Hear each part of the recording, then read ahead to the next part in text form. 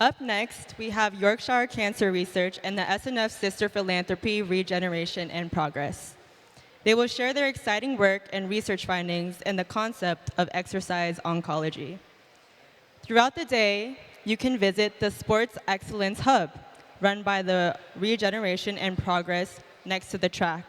There's 4 assessments that I really do recommend. I did the mental resilience assessment as well as the wellness assessment, and I found out that I'm 6 years younger than what my actual age is. So go ahead and check that out. This research may even transform the traditional approach to the challenging rehabilitation journey of cancer patients. I'd like to welcome on stage Katerina Karaindou, Flora Papitsi, Kathryn Scott, and our moderator, Aurelie Avice.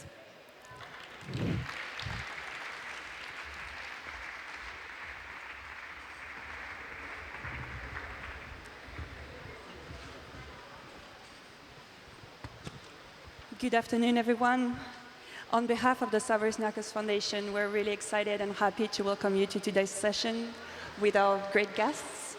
I'm Aurelie Avice. I'm an SNF program officer, and I will be facilitating our session today.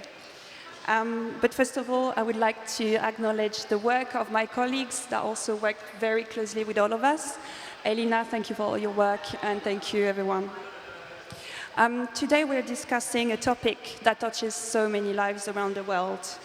Most of us have been touched by cancer in one way or another, whether personally or through someone that we know or someone that we love. Today, more than 53 million people live with and beyond cancer. And so, as survival rates continue to improve, an important question arises. How do we not only help people survive cancer, but how do we help them live well during and after treatment? Cancer care is no longer just based on medicine and surgery. Over the past decades, thousands of studies have shown that exercise can play a meaningful role into cancer prevention, in cancer treatment, and in cancer recovery.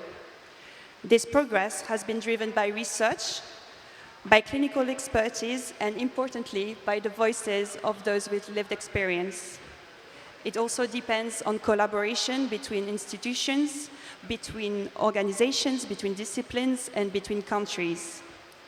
One example of this is the SNF-supported fellowship between Yorkshire Cancer Research and Regeneration and Progress Sport Excellence, as well as Attica University Hospital. By connecting the UK and Greece, this collaboration creates space for knowledge exchange and reflection on how exercise can be more effectively and meaningfully integrated into cancer care. What makes this field so powerful is the way science, healthcare, and lived experience can come together to create care that is more human, more connected, and ultimately more effective. And that's exactly where we're going to start today, with lived experience. So we are honored to be joined by Katerina Karaindou, a childhood cancer survivor and para-athlete. Katerina, thank you so much for sharing your story with us today. Thank you for having me. Thank you for having me.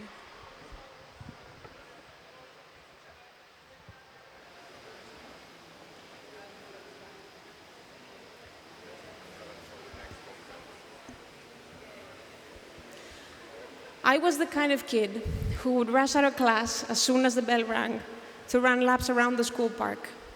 I played basketball, soccer, did track, skied in the winter, spent summers on surfboards and bikes. Life stretched endlessly ahead of me, the way that it does when you're a kid. Then I turned 14 and found myself in an oncologist's office trying to understand the words Ewing sarcoma. And suddenly that future didn't just shrink, it completely disappeared. Life stopped being measured in school years and summers and began being measured in PET scans and chemotherapy cycles. What cancer took from me first, however, was not my health, although it utterly and violently took that too. The first thing that it took was my view of myself, my view of tomorrow. I stopped dreaming of who I wanted to be. because the only thing I wanted to be was alive next year. Surgically, the choice was almost simple. If competitive sport was my top priority, then above-knee amputation was the way to go. But if saving the leg was my priority, then limb salvage could remove the tumor, the knee joint, the tibia, the soft tissue and muscles, and reconstruct the limb internally with an endoprosthesis. Equivalent oncologic control, better overall daily function. But because of the biomechanics of the implant, high impact activity completely removed from the equation. And this is what I chose. But what made that decision particularly painful was that sport had always been part of what made me, me. Recovery from limb salvage was excruciating. Countless sleepless nights in pain so deep that just the thought of the next morning felt unbearably far away. But no matter how long the night feels, the sun rises every morning, and it did. So 7 years later, I find myself in Serifos on a random Friday at 5 in the morning. The treatment is over, cancer is gone, I survived. I went back to school, graduated, valedictorian of my class. I wrote a book about my fight with cancer. I went to Hopkins with a scholarship on the pre-med track. Then I left after my first year because I needed more surgery, more rehab. I came back to Greece. I started medical school.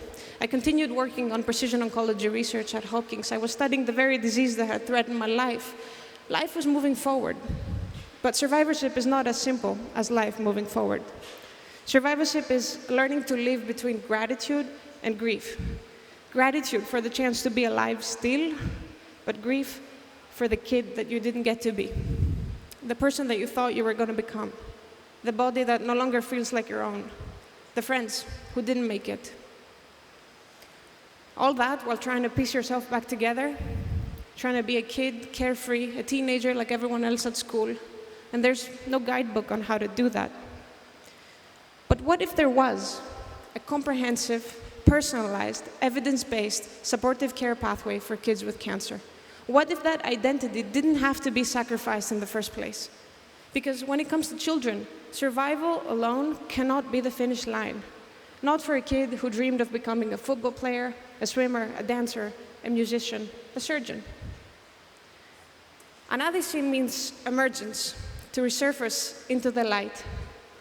Created with sports excellence and regeneration and progress, it is exactly that, a precision PM&R pathway created for kids with cancer that's built around functional identity, pre- and rehabilitation, and the core belief that the child must remain connected to who they are while they're fighting for who they will become. When I first shared this idea with Dr. Koulouvaris, it was still just a sketch in my notebook, but he saw the vision behind it, and he said, let's do it. So I followed him on a mission with the mobile medical units in Serifos to plan this out. Little did I know that that spontaneous trip was not just going to help build an Avice, it would actually become my own. That first morning in Serifos, Dr. Koulouvaris and Dr. Skarmeas were going on a run and a swim before the shift at the clinic. They asked me if I wanted to join. I couldn't run, so I figured I could try to cycle. And worst case scenario, if I had a fall, one of the best orthopedic surgeons was right there, so I was pretty safe. I mounted the bike, I pressed the pedals, and before I knew it, there I was cycling the gravel roads of the island. And just like that, the wind hit my face, and I was back in first grade, running laps around the school park. It's almost crazy how this random bike ride on this random Friday was able to, in a moment, give me back the feeling that I was most grieving all those years, the feeling of being a kid again. I rebuilt myself through that bike.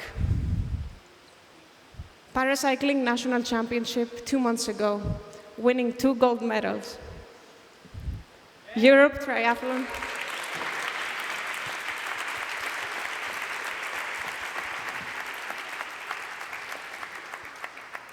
Europe Triathlon Para-Championship classification results in Tarragona a week ago. I classified as a PTS3 athlete and raced my first race 2 days ago, winning the Para-Triathlon National Championships.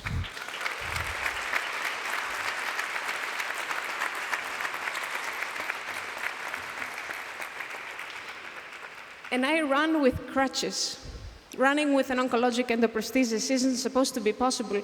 Biomechanically, it's a nightmare. Some people see that as the extraordinary part of the story, but really it's not. And it's not because sport was never the destination. Sport was the evidence. Evidence that survival and identity do not have to exist at opposite ends of the spectrum. Evidence that limb salvage and sports performance can, in fact, belong together in the same sentence. And perhaps most importantly, evidence that the fear that the future can become bigger than the fear that once defined it.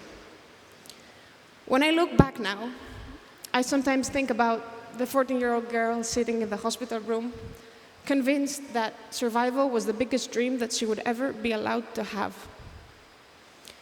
And I wish I could tell her that today I dream and train for the 2028 Paralympic Games. I dream of becoming a surgeon, and I dream of running with my kids one day. 14-year-old me believed that the future was something that could be lost. Today I know that it can be lost, it can be shattered, but it can also be rebuilt. Brick by brick, again and again, it can be rebuilt. Sometimes in an operating room, sometimes on a laboratory, sometimes on a bike, on a dirt road on some Greek island with some doctors that you just met. And sometimes in the heart of a kid who decides to dream of a bolder tomorrow, where the very thing that limits you becomes the wings that push you to resurface. And I will prove this with this video.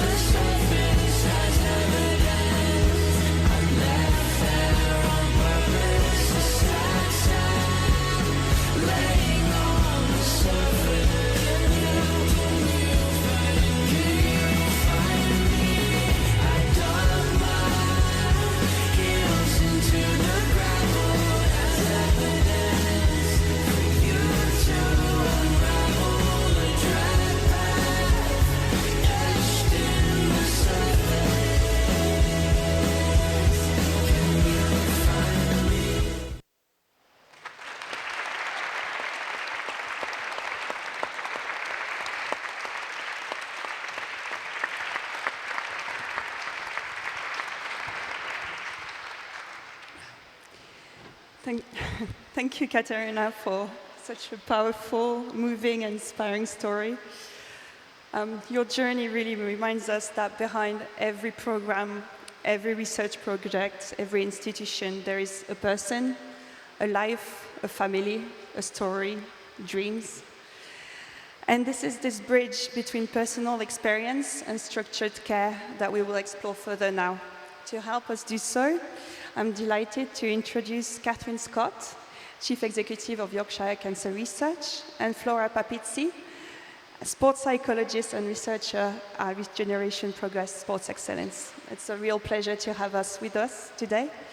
And to begin, I'd like to invite each of you to briefly introduce yourself, your programs, and the work that you're leading. Thank you. Thank you, Aurelie. So, hello everybody. My name is Kathryn Scott. I'm the Chief Executive at Yorkshire Cancer Research. I'd like to say a big thank you to the SNF for having us here today and for allowing us to tell you a bit about our story, but also for the SNF believing in our work.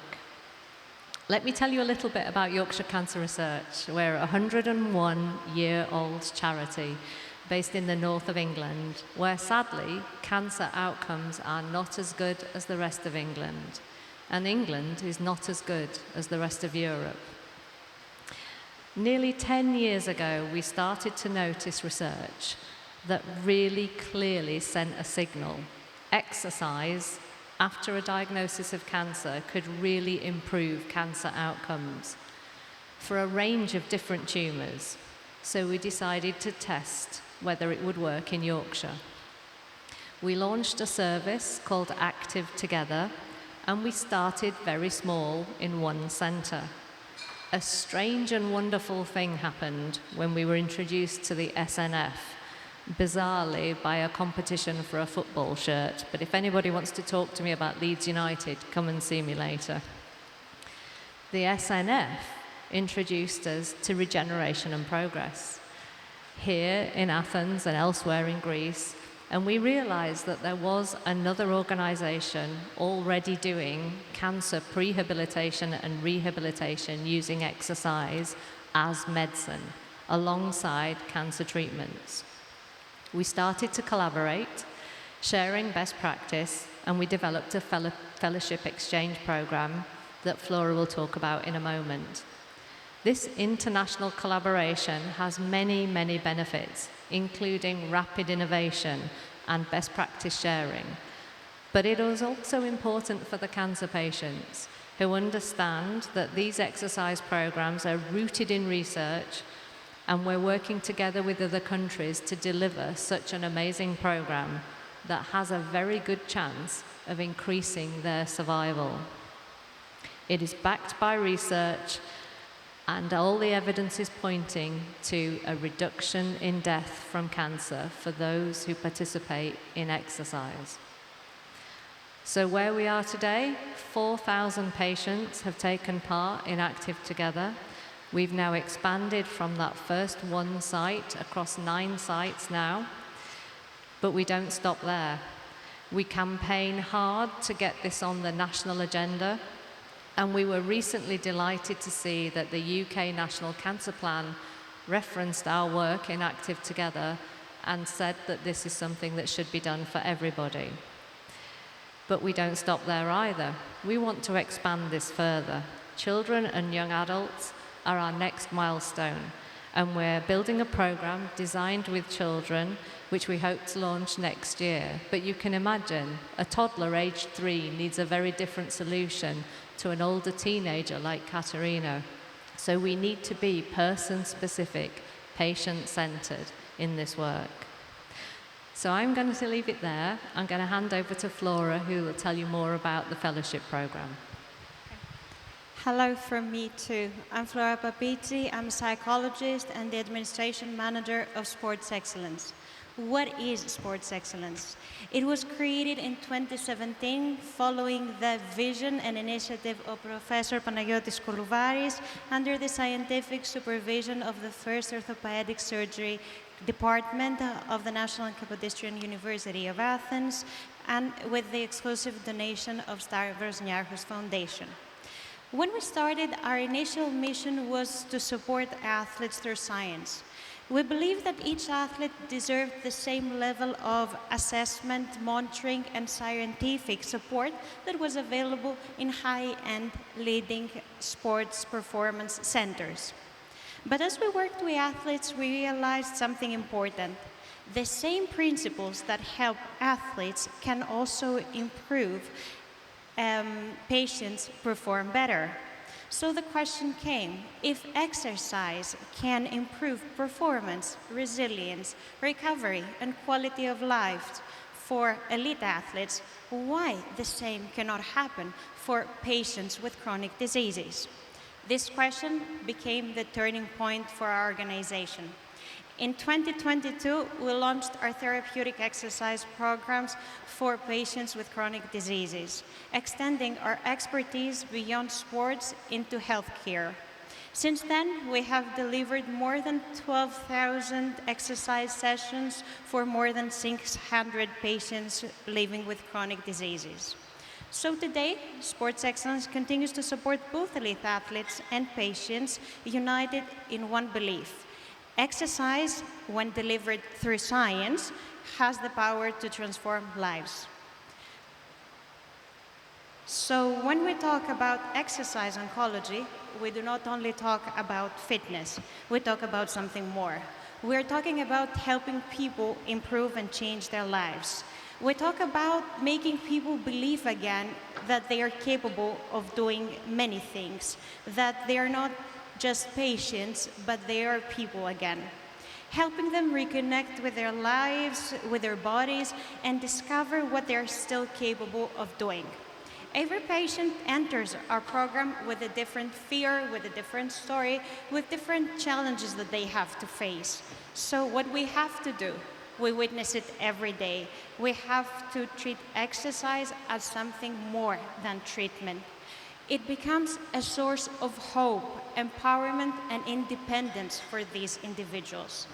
And perhaps this is exactly why Katerina's story resonates with what we're talking today in such a strong way. Her experience reminds us that exercise is not only about physical ability and fitness, but it can also help people rebuild their lives and redefine who they are and what is possible for them during and, most importantly, after cancer. At Sports Excellence, exercise is delivered through a structured and individualized pathway. Every patient begins with a comprehensive assessment of their needs by our multidisciplinary team. Based on their needs, their medical condition, and their goals, we design an individualized exercise program for each patient that matches their journey. We continue to monitor and supervise them throughout all their journey. Our goal is to help patients transition toward a more active lifestyle. We try basically to empower people to stay active and take ownership of their health with a more active and powerful way. No organization can advance research or exercise oncology alone. This is why we established this fellowship. Progress requires collaboration, shared expertise, and a willingness to learn from one another. This belief led to the fellowship program that we started along with the Yorkshire Cancer Research and Regeneration and Progress with the funding of Stavros Niarchos Foundation. Through this initiative, 3 fellows from the United Kingdom visit Greece, and 5 fellows from Greece were hosted in the United Kingdom, where they had the chance to spend time there and observe different models of exercise oncology delivery, sharing expertise and ideas. The fellowship, I think, has helped both organizations to strengthen and upgrade our services, gain new perspective on patient cases, and exchange best practices. Most importantly, this fellowship has shown that when organizations work together and collaborate, innovation happens faster and patients can benefit sooner. Thank you very much, both. And now I'd like to open the discussion to Katie, who I believe has a question for you. Hello again, I'm back. Thank you all for your insights. My question is, what does the future of exercise oncology look like, and how can technology help create a new era for exercise oncology? Thank you, Katie. So I'll take that first and then I'll hand to Flora. I'm going to answer that like a scientist. So I think we can use technology to find out what is the dose of exercise that's good for that individual person, because it will be different for different people. It needs to be person-centered. And I think technology can really help us, maybe wearables, maybe other tech. It can really help us understand what dose of exercise is appropriate to help that person achieve the best survival they can. What is the future of exercise oncology? I think our ambition, both my organization and yours, and the challenge at the same time for an organization like ours, is to make exercise not just an optional extra to treatment, but to making it an integral standard part of cancer treatment. We envision a future where every patient has access to scientific-based exercise programs, regardless of where they are, where they stay, whether they are in a hospital, whether they are in the community, whether they can just access exercise through online platforms. And that's where technology comes to play a critical role in achieving this vision of making exercise, scientific-based exercise, available to every patient wherever they are. Remote monitoring services, telemedicine services, wearables devices, and digital exercise platforms will allow every patient to have access to high-quality, personalized exercise programs and will help professionals to support and supervise and monitor from distance those patients. At Sports Excellence, we have already taken steps towards this direction, establishing the development of a telemedicine exercise service for cancer patients before they get into surgery, in order to fortify them, to prepare them to go to surgery, to improve their fitness, to improve their psychology, their mental health, being ready to go into surgery. But in biology, as you said, more importantly, to prepare them, their hematological profile, to prepare them withstand the stress of a surgery and to reduce the side effects of such an important surgery. Services designed for cancer patients are important and they need to evolve as the needs of individuals evolve, and as innovation comes, these services need also to improve. So the future, and Katerina stressed that very much, is not just about helping the individuals to survive. The importance is on helping individuals gain back their quality of life and live better. And this will be achieved through exercise with the help of technology. I think for me, this is the future for exercise oncology. Thank you, everyone. Thank you, Katie, for your question. And so we hope today's conversation really made you want to find out more about exercise oncology. And we have shown, hopefully, that exercise oncology sits at the intersection of science, healthcare, and lived experience. And when those elements all come together, we can create something that is more compassionate, holistic, and effective in cancer care. Briefly, I would like to close with a line from the late British artist David Hockney. Love life. The opposite of fear of death is love of life. It's a simple idea, but a powerful one, especially here, where care, connection, and movement can help people cope with cancer and reconnect with life. So a very warm thank you to all of you. Thank you, Katerina. Thank you, Flora. Thank you, Kathryn. And to all of you, thank you. And I hope you enjoy Nostos. Thank you.